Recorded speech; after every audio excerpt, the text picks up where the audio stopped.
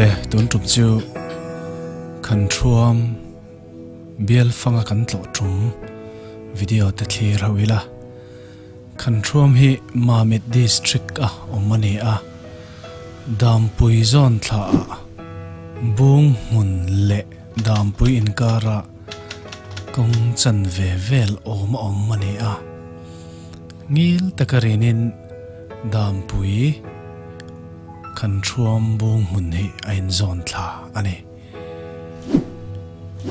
in somruk vel omnia chhut ani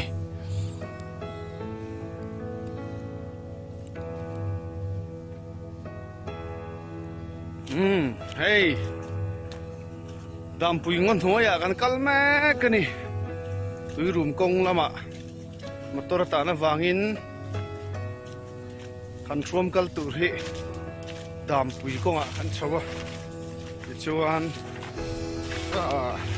Phailengah tangin hei kaudin an mit lo troyom boka anung berason umona kalani heng thingkung te alian khop pane korte kan nan hei len lo to a chang chuan hei bung thlar nei noi te kanan chol thla te kanan la a ha taka kal nep no hengang han mu chu nom ve te wani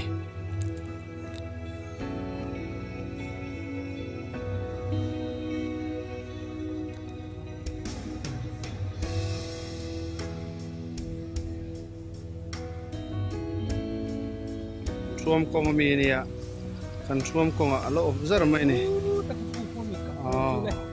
khu Tuirum ani ang Tuirum ani em apui ru riawa mi tu ma hela ma tangin kan la kan lo avângin kan hrelo ta khu Khanṭhuam su ni don ta niang kho bua hello nani ta con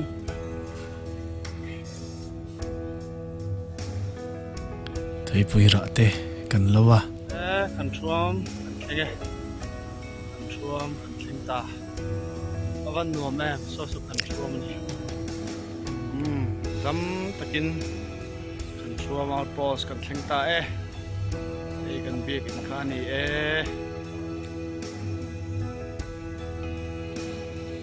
pamona po ha aniang hei zanin tlai chu lel fan nei thak deu main helai vela kan satui tak mai tang kong sa Krista avângin kan ei don ani min lo su te a khu ngai takin tlangwal kaudina han tui don em kan suak nge hei po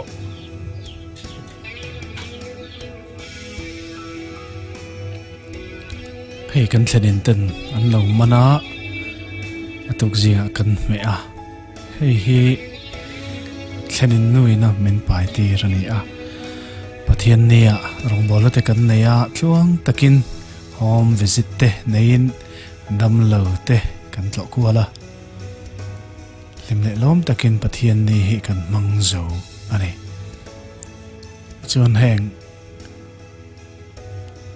kan tlo kwal na vela hian hei lim thla then khat te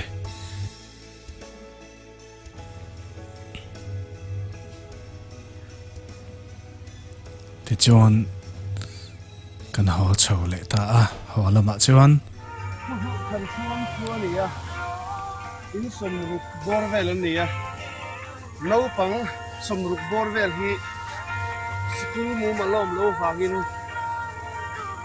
school po kal lo rama suai rual ni si lo ante so mai ni sarkar po hian ngai vena poi mo khopin ka sia kan naute hei school kai lo ram dang mun daga school kai rual an ni chuan an pui ting deuh tho thuak to school kai an zak thira ni chu wa chuan primary school tal kan nei ngai ni Hey, Damparengpui tengin bial phangin kan bakala. Phone keng tu hit ang valam din lian ania. Ito mo yan. Outpost treasurer in nilon thabo katin. Kan bial vice chairman. Kuis lalmon kima. Helbo kani. Ole tiyan.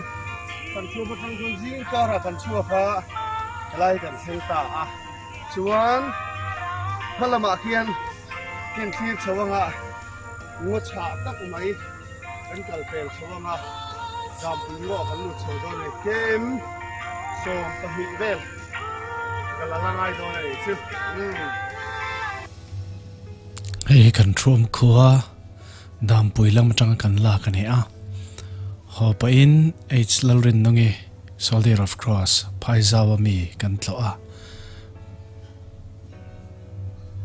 tin kan unaute mai kalate chung ko kan Tluang ti chuan Damparengpui kan kirle ta ne